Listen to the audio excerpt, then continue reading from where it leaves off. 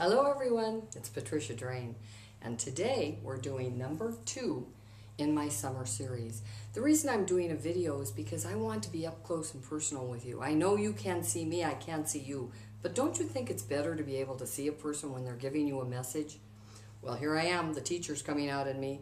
Number 2, I love to write. Remember, I wanted to write on the chalkboard, but I can't stand the chalk. So I'm going to write on this, and here's what the number 2 is. Without this in place, I want to make sure I'm reading it right, you will never sell your business or anything if you don't have this in place. Bet you're wondering what that is. Here it is.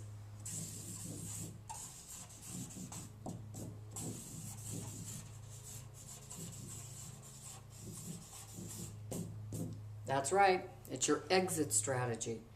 You know what happened to me? I would help people build their business, position them to sell, really put a marketing piece in place, processes, systems, everything in a big book and big box and so on. And do you know one time we got all the way to the table to sell a business for more money than they were asking, and they couldn't do it. They were partners. They said, sorry, we just can't do it. And they started crying, and it was very emotional. That was such a big lesson for me.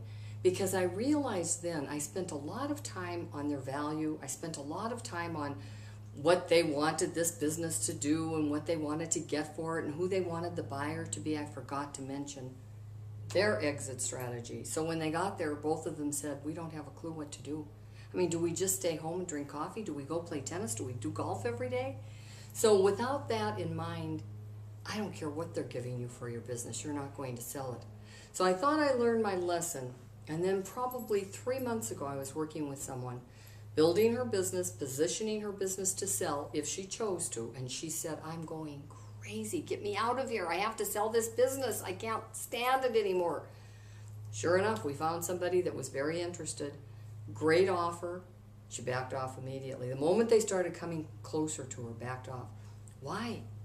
My plan B isn't really clear in my mind. And by the way, folks, I really worked on a plan B with her.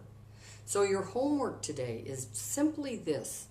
What is it that you would do if all of a sudden you didn't have the business you're sitting in right now? I don't care where you are in the world. What would you do if you no longer had to come in to do that? Let's just say you had some money to work with, not a lot, you still had to do something else. That's when you're going to find out what your plan B is. Now here's what 99% of the people tell me when I say, what would you do? Travel.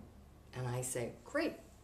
Now you've traveled for a whole year, 365 days, living out of a suitcase. Now what are you going to do now that you're home and you're tired of traveling? And they don't know. So I'm just telling you, my tip of this summer series number 2 is get a plan B in place. Have an exit strategy. What would you do that would give you pleasure after your business is tied with a bow and it's done? Start thinking in that way. Until next time, it's Patricia Drain.